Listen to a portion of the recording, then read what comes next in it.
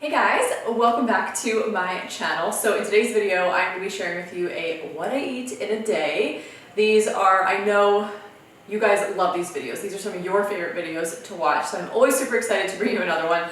Basically, I just take my camera around with me very casually throughout the day and just kind of document what I'm eating. If you are new around here, my name is Becca. I'm a registered dietitian. I'm very passionate about nutrition. I'm also equally as passionate about intuitive eating. I am all for just listening to my own body, going off of my own cues, eating mostly whole, real food, because that's what makes me feel my best. But I also don't cut anything out. I don't follow any strict rules or guidelines or anything like that. I really do just listen to my body and rely on that for the most part.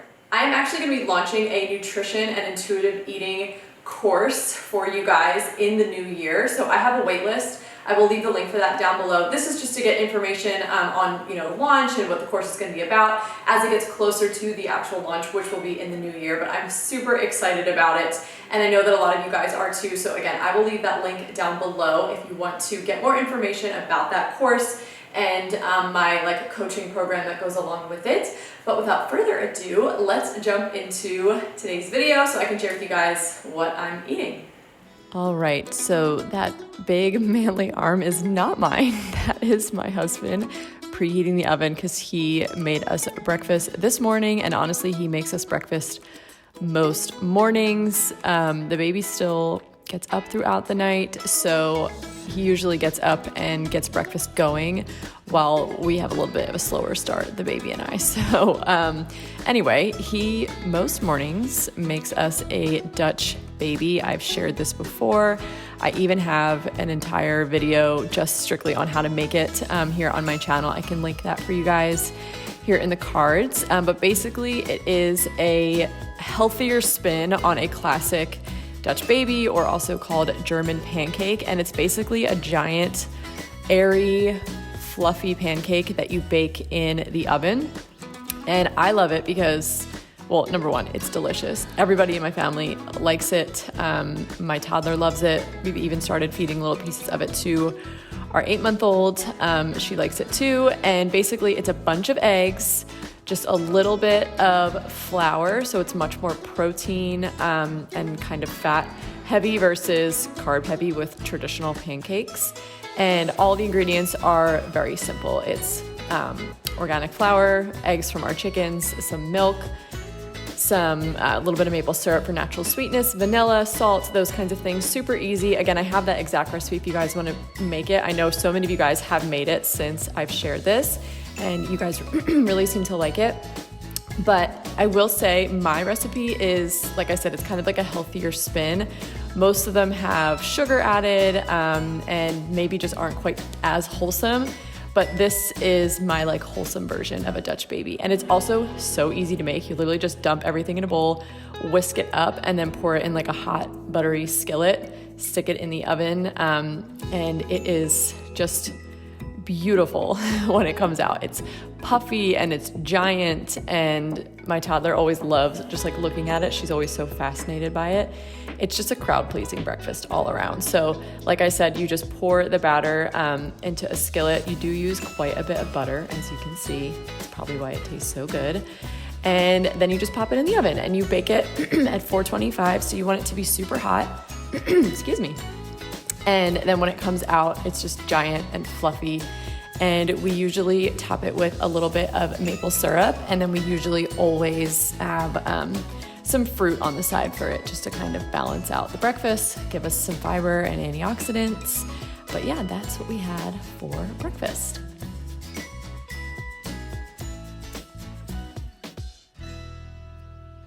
All right, now moving on to lunch a few hours later, I made myself just a good old chicken salad sandwich. I love chicken salad. We make it pretty often. It's just nice to have on hand for lunches. I actually have a reel on my Instagram showing you quickly how I make this. It's super easy. I have a hack that makes it go even faster as far as shredding the chicken. It is a game changer. I'll link that reel down below for you guys if you want to see how exactly I make this. But I love having chicken salad on hand, really just in general when it comes to lunches.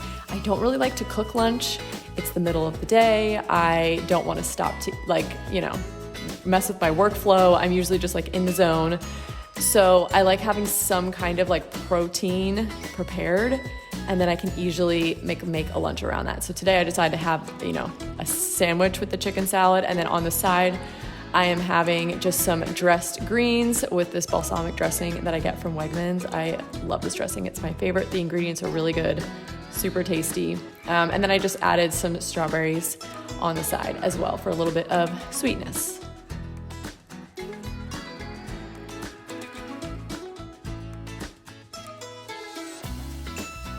Okay, and then a little while later, I actually made a protein shake, which is not something I have a whole lot, but I did do a workout and it just sounded really good. So we get chocolate, chocolate's my favorite flavor. We get our protein powder from Young Living. Actually, they have a ton of supplements.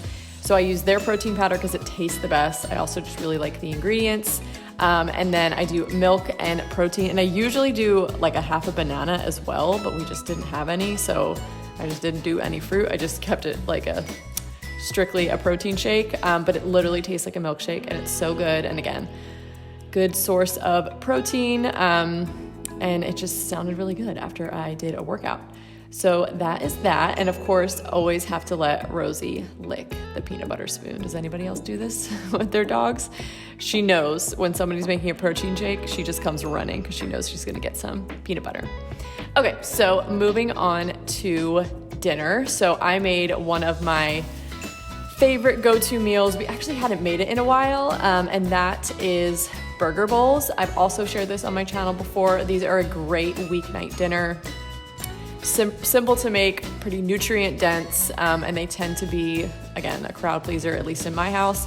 So the very first thing I'm doing is just chopping up some sweet potato to get that roasting in the oven, because that takes the longest. So I will start with that. So I'm just chopping up all the sweet potatoes. I also had some cauliflower that I had chopped up and just never roasted. So I decided to just roast that up with this meal as well. We would just throw it in the cauliflower or in the burger bowls. My toddler actually loves cauliflower when it's like roasted up and it gets all caramelized and kind of crunchy. It's one of the few vegetables, along with sweet potatoes, that she will just eat no problem, no questions asked. So I will top it with avocado oil. That is always my go-to oil for really most cooking, but especially roasting, because it can handle high heat. And I just like to drizzle this pretty generously all over. And then I will top everything with some garlic powder. And then I also do some salt and pepper as well.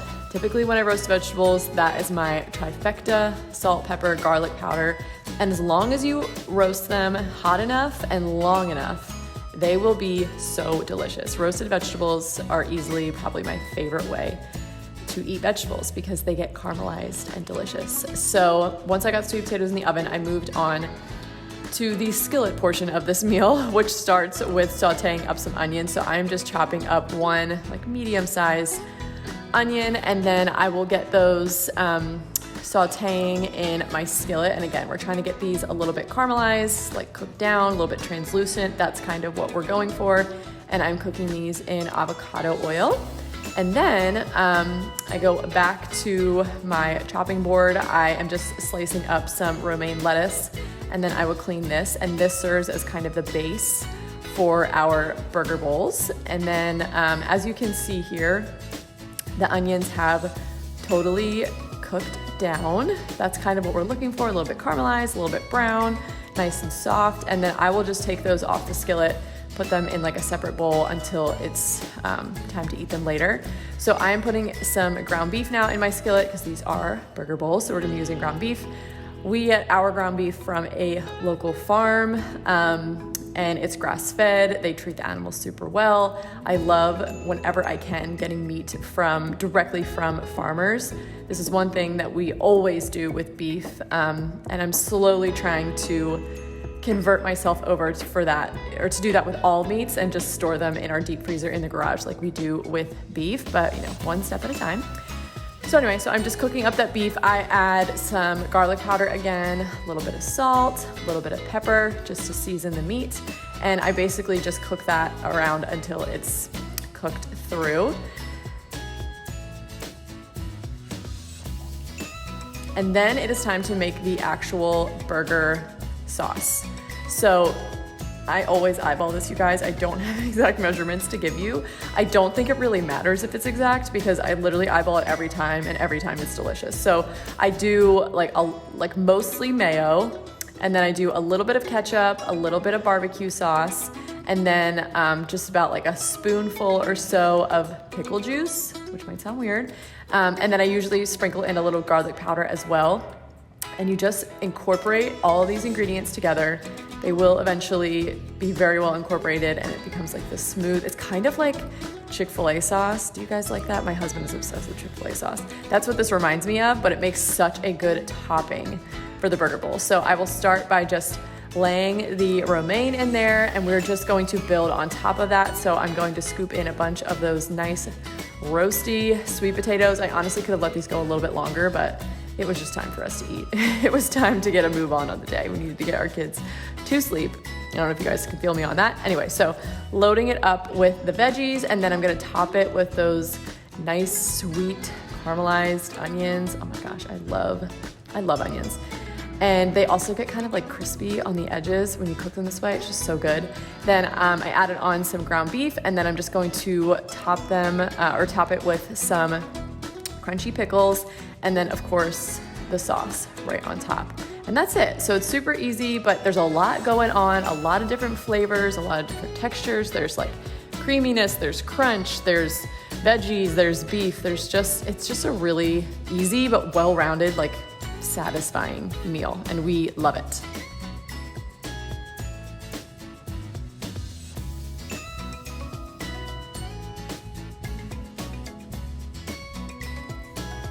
And then lastly, for something sweet at the end of the night, this is actually an apple cider donut that we got recently from the farmer's market. They are so good. Okay, you guys, so that is it for today's video. I hope you enjoyed watching. Again, make sure to join my waitlist for my upcoming nutrition and intuitive eating course if you have any interest in that. That's going to be launching in the new year. But that is all I have for today's video. If you have yet to subscribe to my channel, I would absolutely love for you to subscribe. I would also love for you to follow me over on my Instagram page. I'm just at Becca Bristow. You can find me over there so we can hang out on that platform as well. But that is all I have. Thank you again for watching, and I will see you guys in the next video. Bye!